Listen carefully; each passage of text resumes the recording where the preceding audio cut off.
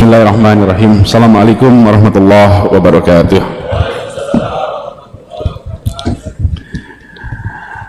Alhamdulillah, alhamdulillahilladzi arsala rasulahu bil huda wa dinil haq liyudhhirahu ala dini kullihi wa kafa billahi syahidah. Asyhadu an la ilaha illallah wa asyhadu anna Muhammadan abduhu wa rasuluh la nabiyya ba'dah. Yang amat saya hormati, yang saya muliakan, Bapak Muhammad Jazir dan seluruh keluarga besar beliau. Yang saya hormati Ketua Umum Masjid Jogokarian Ustadz Agus Abadianto, dan juga yang saya hormati, yang saya muliakan Ustadz Salim Alfilah, Imam sholat subuh kita Ustadz Wafi, dan para jamaah sholat subuh Masjid Jogokarian rahimakumullah. Pagi ini saya sungguh bersyukur sekali bisa bersujud di Masjid Jogokarian yang legendaris ini, sebuah masjid yang menjadi contoh, yang menjadi rujukan bagi semua.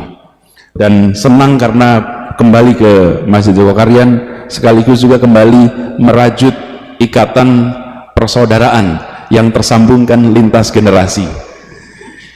Banyak yang tadi diceritakan oleh Pak Jazir adalah hal yang juga baru bagi saya, karena pada saat itu saya masih terlalu kecil untuk memahaminya. Jadi saya tadi mendengar ketika di kantor Pak Jazir cerita, Masya Allah ada banyak sekali catatan, dan ini menjadi hikmah bagi kita semua, bahwa apapun yang kita kerjakan hari ini bisa berdampak lintas waktu, dan mungkin anak dan cucu-cucu kita di kemudian hari yang baru mendengar ceritanya. Saya tidak pernah membayangkan bahwa di rumah Taman Yuwono, Taman Yuwono itu rumah kami di Dagen, Pak, Jalan Dagen, Sosro Menduran. Itu ada sebuah perumahan milik keluarga Haji Bilal. Jadi keluarga Haji Bilal itu, Bapak sekalian, pas kemerdekaan dulu ibu kota pindahnya dari Jakarta ke Jogja. Semua pejuang-pejuang itu pindah ke Jogja, tidak ada yang punya rumah, termasuk kakek kami nggak punya rumah. Haji Bilal menyiapkan rumah lebih dari 40 rumah, 20 di Taman Juwono, terus 20 lagi di belakangnya Malioboro Mall itu, dan ada beberapa tempat lainnya. Semua silahkan pakai tempatnya, dan disilahkan pakai sampai waktu yang beginilah kira-kiranya, tidak ada yang namanya hitung-hitungan, silahkan pakai, gantian pakainya.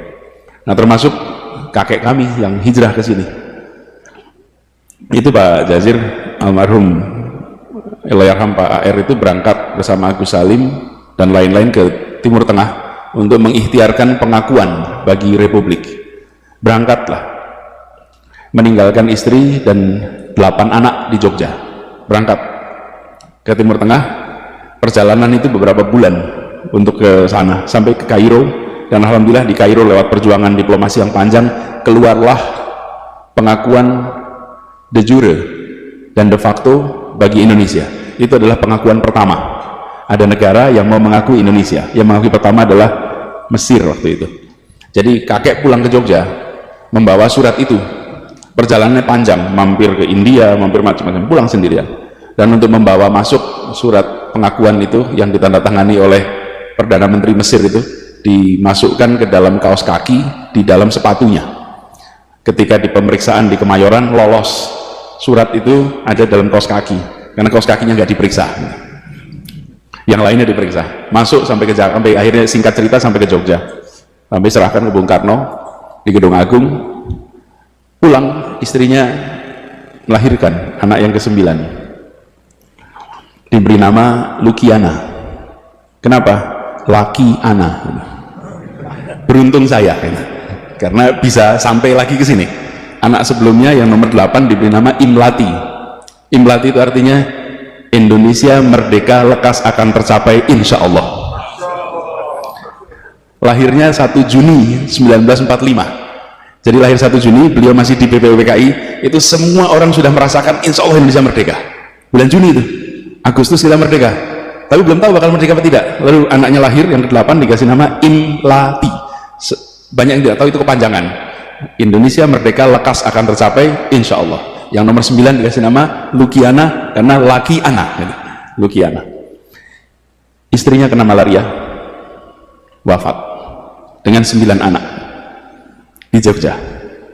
Sehingga kakek dan keluarga ketika Republik pindah lagi ke Jakarta, maka kakek kami dan keluarganya tidak pindah lagi karena beliau tidak ada istri, 9 anak dan bayi yang sudah ditemani oleh masyarakat di Jogja dengan support system yang luar biasa, sehingga diputuskan tidak kembali ke Jakarta dan terus di Jogja, dan akhirnya sampai akhir hayatnya berada di Jogja, dan saya jadi tumbuh besar di Jogja karena saya cucu kemudian tinggal tempat itu.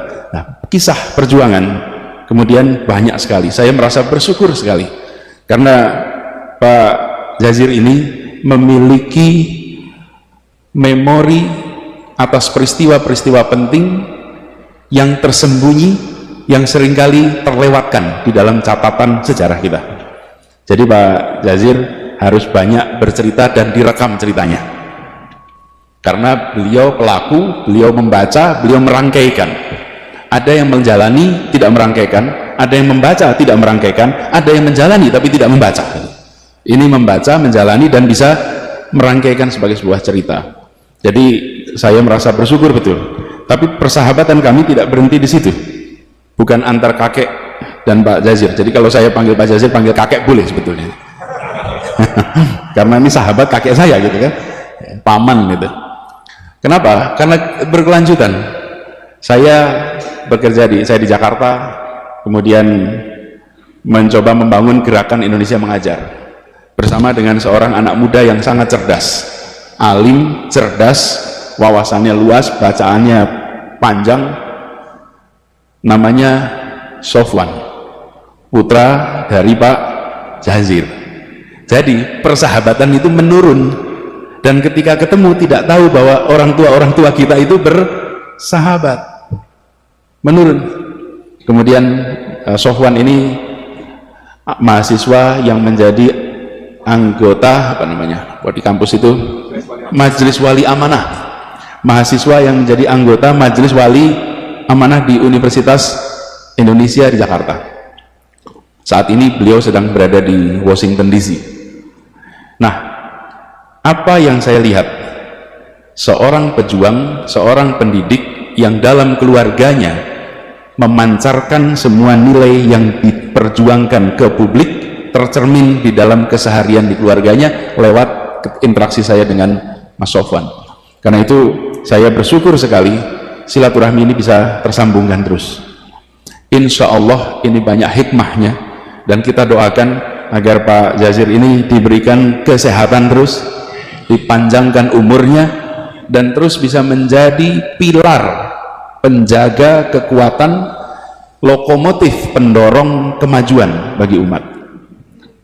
Kita tahu persis, Al-Quran menyatakan bahwa kita kuntum khairun ummatin ukhrijatil linnas ta'muruna bil ma'ruf wa tanhauna 'anil munkar wa tu'minuna billah. Kita ini adalah umat yang terbaik, tapi umat yang terbaik ini adalah bukan status.